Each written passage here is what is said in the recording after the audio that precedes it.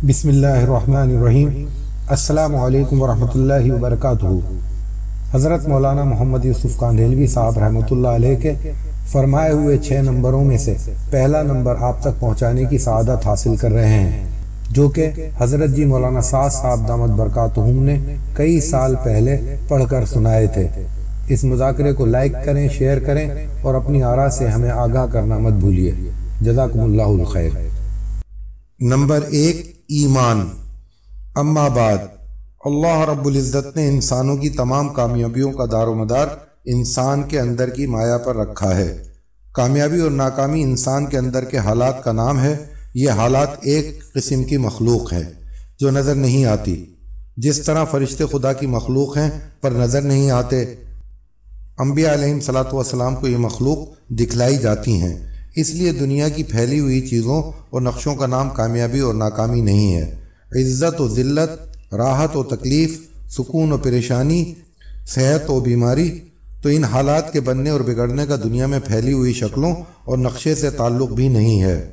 انسان کے اندر کی مایا اللہ کی ذات کا یقین اور اللہ کے اوامر ہیں۔ اب اگر انسان کے اندر میں اللہ کی ذات کا یقین ہوگا اور اللہ کے اوامر اس کے جسم سے ٹھیک ٹھیک حضور پاک صلی اللہ علیہ وآلہ وسلم والے طریقے کے مطابق نکلیں گے تو اللہ جل شانہ اس انسان کے اندر کامیابی والے حالات پیدا فرما دیں گے، خواہ ظاہری اسباب اور چیزیں کچھ بھی اس کے پاس نہ ہوں، کیونکہ اللہ پاک تمام کائنات کے ہر ذرے کے، ہر فرد کے بنانے والے اور ہر فرد کی ہر ضرورت کو ہر وقت اپنی ذات سے پورا کرنے والے خالق اور مالک ہیں۔ نمبر 1، اللہ رب العزت نے ہر چیز کو اپنی قدرت سے بنایا ہے۔ نمبر 2، چیزیں اللہ کے بنانے سے، ان کے چاہنے سے بنی ہیں۔ نمبر 3، یہ چیزیں خود نہیں بنی، انہیں اللہ رب العزت نے بنایا ہے۔ نمبر 4، وہ ان چیزوں کو بنانے والے ہیں۔ نمبر 5، اللہ رب العزت خود بنے نہیں ہیں۔ نمبر 6، جو چیزیں کسی کے بنانے سے کبھی بنی ہوں تو بنی ہوئی چیزوں سے کچھ بنتا نہیں ہے۔ نمبر 7، زمین اور آسمان اور ان کے درمیان جتنی بھی مخلوق ہے ان سے کچھ نہیں بنتا۔ نمبر 8، جو خود قدرت سے بنا ہے وہ قدرت کے ماتحت ہے۔ لیکن اس وقت ہمارے ماحول میں یہ بات چل رہی ہے کہ ہم لوگ یوں کہہ رہے ہیں کہ زمین اور آسمان کے درمیان جو چیزیں اللہ نے بنائی ہیں وہ انسان کے استعمال کرنے کے لیے بنائی ہیں۔ نہیں میرے دوستو، اللہ نے جو چیز اپنی قدرت سے بنائی ہے ان چیزوں کو اللہ نے بنا کر اپنی قدرت میں رکھا ہے۔ ایسا نہیں ہے کہ قدرت سے یہ چیزیں بن گئیں تو بننے کے بعد یہ چیزیں قدرت سے خارج کر دی گئی ہوں، بلکہ اللہ رب العزت نے جو کچھ قدرت سے بنایا ہے وہ ہر وقت ان کے قبضے میں ہے، وہی ہر چیز کو خود استعمال فرماتے ہیں۔ وہ جب چاہیں اپنی قدرت سے ان شکلوں کو بدل دیں اور کسی چیز کی شکل کو چاہے قائم رکھ کر اس کی خوبی کو، اس کی صفات کو بدل دیں۔ یعنی یہ بات نہیں ہے کہ اللہ رب العزت نے جس چیز سے جو تاثیر وقتی طور سے دکھلا دی وہ تاثیر ہم یہ سمجھتے ہیں کہ یہ تاثیر اس چیز کی ہوگی۔ میرے دوستو، اول تو کسی چیز میں کوئی تاثیر ہے ہی نہیں، تاثیر اللہ کے کرم میں ہے، شکلوں میں کوئی تاثیر نہیں۔ شکلیں تو ساری کی ساری مٹی سے بنائی ہیں۔ اللہ رب العزت نے جو چیز اپنی قدرت سے بنائی ہے تو قدرت ہر وقت اس چیز میں کام کرتی رہتی ہے۔ اس بات کو ہمیں بار بار سوچنا پڑے گا، غور کرنا پڑے گا، لوگوں سے کہنا پڑے گا جو کچھ زمین اور آسمان کے درمیان ہو رہا ہے ان سب کا تعلق ان پھیلی ہوئی شکلوں اور نقشوں سے نہیں ہے، بلکہ اللہ رب العزت کی ذات عالی تنہا جو چاہتی ہے وہ کرتی ہے۔ ان کا تعلق نہ تو ان اسباب سے ہے جنہیں اللہ نے براہ راست بنایا، اور نہ ان اسباب سے ہے جن اسبابوں کے بننے میں کسی درجے انسانوں کا ہاتھ لگا ہو۔ لکڑی کو سانپ بنا دیتے ہیں، سانپ کو لکڑی بنا دیتے ہیں۔ اس طرح ساری شکلوں پر، خواہ وہ ملک کی ہو یا مال کی، برف کی ہو یا بھاپ کی، ساری شکلوں پر اللہ ہی کا قبضہ ہے۔ وہی ان شکلوں پر اپنے امر کو استعمال فرماتے ہیں۔ جہاں سے انسان کی زندگی بنتی نظر آتی ہے وہیں سے زندگی کو بگاڑ کر دکھلاتے ہیں، اور جہاں سے زندگی بگڑتی نظر آتی ہے وہیں سے زندگی کو بنا کر دکھلاتے ہیں۔ ساری چیزوں کے بغیر ریت پر ڈال کر پال کے دکھاتے ہیں، اور سارے ساز و سامان زندگی بننے کے سارے اسباب اور چیزوں کے ہوتے ہوئے زندگی کو تباہ و برباد کر کے دکھاتے ہیں۔ اللہ جل شانہ کی ذات عالی سے ہمارا تعلق پیدا ہو جائے اور اللہ جل شانہ کی ذات عالی سے براہ راست فائدہ حاصل کرنے والے بن جائیں۔ تو اسی کے لیے یعنی انسانوں کو کامیابی دلانے کے لیے حضرت محمد صلی اللہ علیہ وآلہ وسلم رب العزت کے یہاں سے اللہ کے اوامر لے کر آئے ہیں۔ میرے دوستو دیکھو سمجھو اسے، ایک راستہ ہے اللہ کے خزانوں سے کائنات کی شکلوں کے ذریعے فائدہ حاصل کرنے کا، اور ایک راستہ ہے اللہ کے خزانوں سے محمد صلی اللہ علیہ وآلہ وسلم کے ذریعے سے فائدہ حاصل کرنے کا، یعنی اللہ رب العزت کی قدرت سے فائدہ اٹھانے کے اسباب اور کائنات میں پھیلے ہوئے نقشوں سے فائدہ اٹھانے کے اسباب، یہ دونوں چیزیں بالکل مقابلے کی ہیں، دونوں ٹکر کی ہیں۔ اس لیے میرے دوستو اللہ کی قدرت سے براہ راست فائدہ اٹھانے کے لیے حضور پاک صلی اللہ علیہ وآلہ وسلم جو اللہ کی طرف سے اوامر لے کر آئے ہیں، جب وہ اوامر ہماری زندگیوں میں آ کر محمد صلی اللہ علیہ وآلہ وسلم کے طریقے پر جسم سے باہر صادر ہوں گے تو اللہ جل شانہ ہر نقشے ہر سبب میں کامیابی دے کر دکھلائیں گے۔ اسی لیے سب سے پہلے لا الہ الا اللہ محمد الرسول اللہ میں اپنے یقین، اپنے جذبے اور اپنے طریقے جو ہم حالات کے آنے پر خاص طور سے اور دن رات پڑنے والی ضرورتوں میں عام طور سے اختیار کرتے ہیں، ان کے بدلنے کا ہم سے یہ کلمہ مطالبہ کر رہا ہے۔ صرف یقین کی تبدیلی پر ہی اللہ پاک اس زمین اور آسمان سے کئی گنا بڑی جنت عطا فرمائے گا، اور دنیا میں نقد فائدہ یہ ہوگا کہ جن جن شکلوں سے ہمارا یقین نکل کر اللہ کی ذات سے ہر چیز کے بننے کا اور حضور پاک صلی اللہ علیہ وآلہ وسلم کے اعمال سے ہونے کا یقین آئے گا، تو یہ ساری کی ساری چیزیں جن سے ہمارا یقین نکلے گا ان شکلوں کو اللہ ہمارے لیے مسخر کر دیں گے۔ اصل میں ہم پر جو دنیا کی شکلیں مسلط ہیں تو ان کا ہم پر تسلط ان کے یقینوں کی وجہ سے ہے۔ ایک چھوٹے جانور سے لے کر بڑے بڑے عالمی نقشوں کے یقین نے انہیں ہم پر مسلط کر رکھا ہے۔ میرے دوستو اللہ رب العزت نے ہمیں دعوت کی وہ محنت دی تھی جس سے زمین اور آسمان کے درمیان کا نظام ہم سارا کا سارا دائی کے لیے مسخر ہو جاوے۔ جس طرح اسباب کہف کے لیے سورج کو مسخر کیا گیا، اسی طرح ایک جماعت دشمن کے مقابلے پر سورج غروب ہو رہا، عصر کی نماز ابھی پڑھی نہیں، تو یوں کہا اللہ سے کہ اے اللہ سورج کو یہیں روک دے، تو سورج وہیں رکا رہا، ٹھہرا رہا۔ جب دشمن سے مقابلہ کر کے فارغ ہو گئے تب تک کہ سورج رکا ہوا ہے۔ ان کی عصر کی نماز کے تقاضے پر سورج رکا ہوا ہے۔ میرے دوستو عزیز و بزرگوں، یہ بات اپنے ذہن سے نکال دو کہ اسباب پر دعوت چلے گی۔ اسباب پر دعوت نہیں چلا کرتی، بلکہ دعوت پر وہ اسباب چلا کرتے ہیں جن اسباب تک کی رسائی نہیں ہے، پہنچ نہیں ہے۔ میرے دوستو ہدایت اسباب پر کبھی موقوف نہیں ہوئی، ہمیشہ اسباب کا موافق ہونا ہدایت کی محنت پر موقوف رہا۔ تمام انبیاء کی دعوت کے واقعات کو اٹھا کر دیکھو، ہر جگہ یہ ملے گا بغیر اسباب کے قدم اٹھایا تو اللہ نے اسباب کو موافق کر دیا، یہ نہیں کہ تم اسباب پر ہدایت کو لاؤ۔ تمام انبیاء علیہم صلاۃ والسلام کی دعوت کا خلاصہ یہی ہے کہ ہدایت کی محنت پر اسباب موافق ہوئے ہیں۔ جن جن چیزوں سے ہمارا یقین نکل جائے گا ان ساری چیزوں کو اللہ پاک مسخر فرما دیں گے۔ اب پہلا نمبر ایمان۔ ایمان لغت میں کسی کی خبر کو خبر دینے والے کے اعتماد پر یقینی طور سے مان لینے کو ایمان کہتے ہیں۔ کلمہ لا الہ الا اللہ محمد الرسول اللہ کا ترجمہ اللہ کی خبروں کو محمد صلی اللہ علیہ وآلہ وسلم کے اعتماد پر یقینی طور سے مان لینے کا نام ایمان ہے۔ ایمان سے کیا چاہا جا رہا ہے؟ اللہ تعالیٰ کی ذات عالی سے براہ راست فائدہ حاصل کرنے کے لیے اللہ تعالیٰ کے اوامر کو محمد صلی اللہ علیہ وآلہ وسلم کے طریقے پر پورا کرنے میں دنیا اور آخرت کی تمام کامیابیوں کا یقین کرنا۔ اس کلمے کا یقین حاصل کرنے کے لیے 3 محنت کرنی ہوں گی۔ پہلی محنت دعوت دینی، دوسری محنت مشق کرنا، تیسری محنت دعا مانگنی۔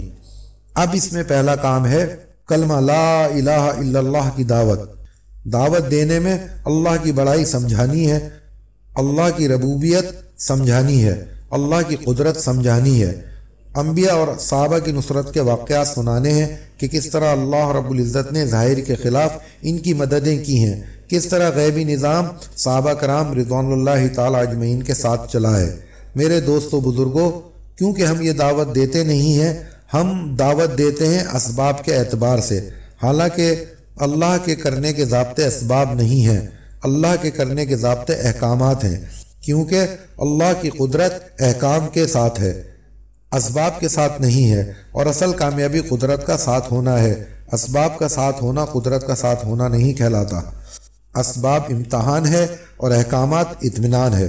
میرے دوستو، یہ انتہائی محرومی کی بات ہے کہ ہم یوں سوچیں کہ یہ غیبی نصرتیں صحابہ کرام رضوان اللہ تعالی اجمعین پر آ کر ختم ہو گئیں۔ بات یہ نہیں ہے، بلکہ بات یہ ہے کہ نصرت دعوت کے ساتھ ہے۔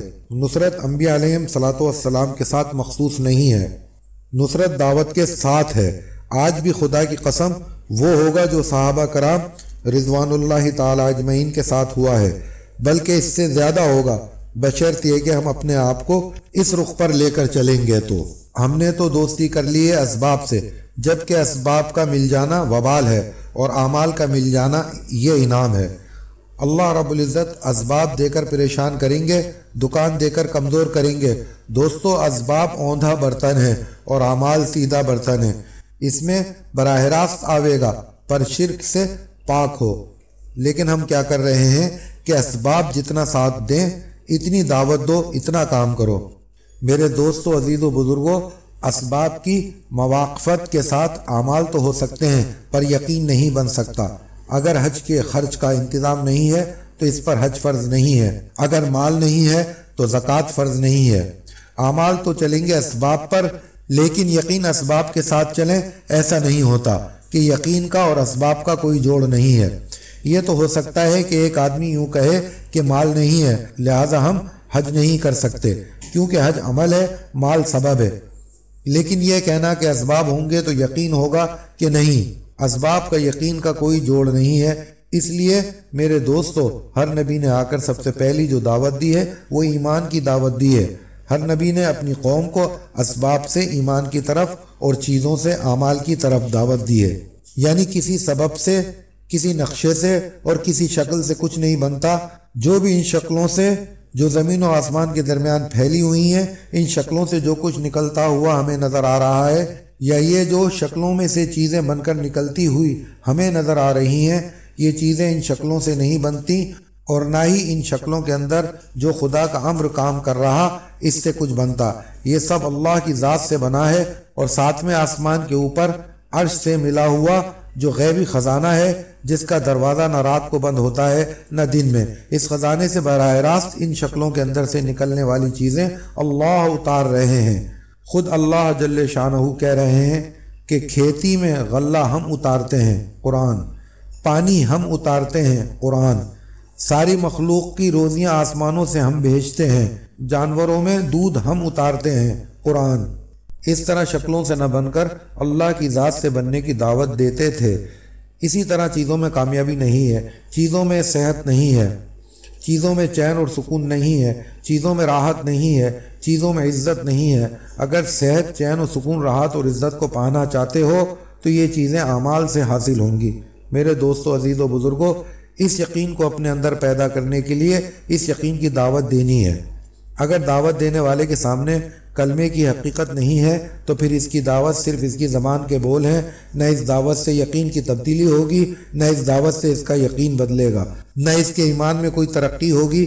بلکہ میرے دوستو، جس وقت کوئی دعوت دینے والا کسی فرد کو یا کسی مجمع کو مقام پر یا باہر دعوت دے رہا ہو تو سب سے پہلے کلمہ لا الہ الا اللہ کی دعوت دیتے ہوئے اس کے اپنے سامنے ایمان کی حقیقت ہو کہ میں ایمان صحابہ کی طرف بلا رہا ہوں۔ اس لیے قرآن میں ہے، آیت لکھی ہوئی ہے۔ ہماری مشکل یہ ہے کہ ہم جسے بلا رہے ہیں اپنی سطح کے عمل کی طرف بلا رہے ہیں، اپنی سطح کے ایمان کی طرف بلا رہے ہیں۔ دیکھو میرے دوستو، یہ غلط ہے، بات کو سمجھو اچھی طرح۔ دیکھو، اللہ رب العزت اس کا حکم دے رہے ہیں کہ وہ ایمان لاؤ جو صحابہ کرام رضوان اللہ تعالی اجمعین ایمان لائے ہیں۔ قرآن مجید کی آیت لکھی ہوئی ہے۔ جس وقت کوئی ہمارا ساتھی کلمے کی دعوت دے، اس وقت یہ بات لازم ہے کہ اس کی دعوت دیتے ہوئے اس کے سامنے ایمان صحابہ اور اس کے سامنے کلمے کی حقیقت، اس کے سامنے صرف اللہ رب العزت کی ذات عالی ہو، اس کے سوا کوئی سبب نہ ہو۔ جب اس طرح دعوت دے گا جس طرح عرض کیا جا رہا ہے تو اب اس دعوت سے اس کے اندر کلمے کی حقیقت آئے گی۔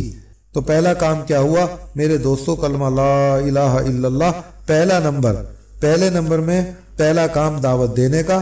دعوت دینے میں اللہ کی بڑائی سمجھائی، اللہ کی ربوبیت سمجھاؤ اس کی قدرت سمجھاؤ کہ قدرت اسباب کی پابند نہیں ہے، اسباب قدرت کے پابند ہیں، اسے اچھی طرح سمجھاؤ۔ کلمے میں دوسرا کام یہ بیٹھ کر سوچو کہ جس چیز کی دعوت دی ہے یہی حق ہے، یہی سچ ہے۔ ان دو کاموں کو کرنے کے بعد کلمے میں تیسرا کام یہ ہے کہ پھر رو رو کر اللہ رب العزت سے اس یقین کی حقیقت کو مانگو۔ میرے دوستو بزرگوں، اصل میں یہ مشق تو ہو گئی ختم، اب رہ گئی تقریر کی کوئی بیان کرنے والا اچھا سا بیان کر دے جس سے ہماری شب گزاری کامیاب ہو جائے۔ محمد یوسف صاحب رحمۃ اللہ علیہ کی ہدایت میں سب سے زیادہ ایمان کو بولا جاتا، اور اسی طرح سے ایمان کو بولا جانا کہ تمہاری بات کی چوٹ اسباب پر پڑ رہی ہو۔ میرے دوستو، اگر ہم بولتے بھی ہیں تو ہم بولیں گے اسباب کی رعایت سے۔ اسباب کی رعایت سے ایمان کو بولنے سے کبھی ایمان نہ بنے گا، بلکہ دوستو جب تم اسباب کی رعایت سے ایمان کو بولو گے تو باطل ترقی کرے گا۔ اس لیے میرے دوستو، پہلا نمبر کلمہ لا الہ الا اللہ، اس کے 3 کام ہیں۔ نمبر 1 دعوت، نمبر 2 مشق، نمبر 3 دعا۔ چاہے مجمع میں گھس کر دعوت دو، چاہے انفرادی دعوت دو، پر کلمے کی حقیقت کو سامنے رکھ کر دعوت دو، کیونکہ دعوت کے ساتھ اللہ کی قدرت ہے، اور وہ قدرت دعوت کے ساتھ استعمال ہوگی، اس لیے کہ اللہ کو کلمے کی دعوت پسند ہے، کلمے کا دعویٰ پسند نہیں ہے۔ دعویٰ کرنے والے اسلام لائے ہیں، ایمان نہیں لائے ہیں۔